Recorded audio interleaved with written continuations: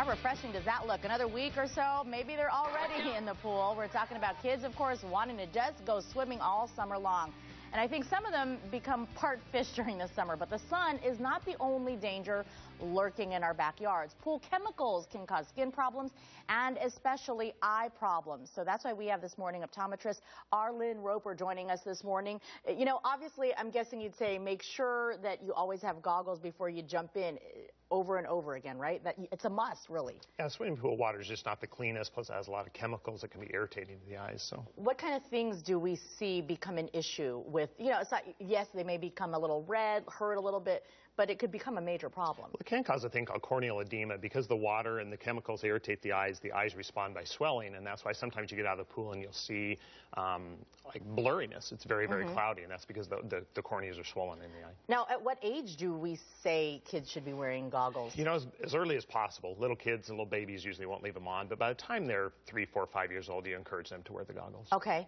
You have several examples here because not only a lot of kids also maybe with sight problems are wearing glasses. There are prescription goggles as well. Absolutely. You can order it. In fact, I ordered these for myself because I'm extremely nearsighted. Okay. I just ordered these on Amazon.com, and you have to know your prescription. They don't correct for astigmatism, which is an irregularity on the surface of the eyes, but they will help you see underwater. They have different like the smokiness is for a shallow end, whereas the clear ones are better for the deep end. Just because it's so dark down in the deep end, the smokiness tends to block more of that too. So for kids, if we're talking non-prescription, do you want goggles that you see the different colors that is supposed to be cool? I see some bright neon ones.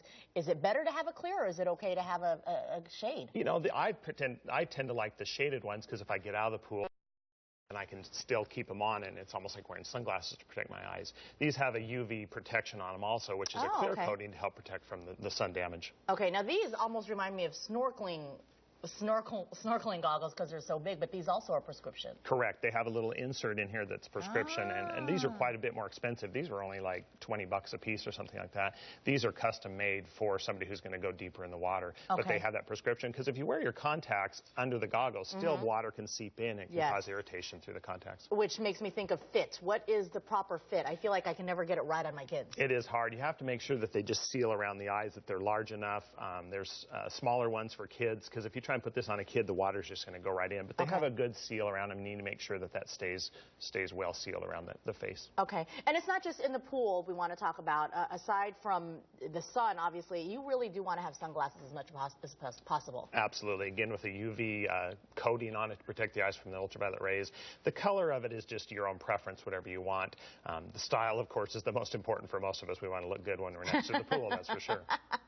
Yes. And then lastly but not least, real quickly, cover ways to get the red out because a lot of kids' eyes do turn pink. Our eyes turn pink if we're in the water too much. Best thing is just to lubricate the eyes. I'm not a big fan of rinsing out the eyes after being in the pool because you're rinsing out more of the good stuff. So just some sort of a good lubricant, either with the word tears or lubricant, works really well. Any of these things? Yeah, absolutely. And they just place them in the eye until the eyes go away. You know, if the eyes stay red for longer than 24 hours, you probably need to seek medical attention. But a lot of times just irritation will go away. All right. Good to know. Thank you for the great advice and tips, Dr. Roper. We sure appreciate it.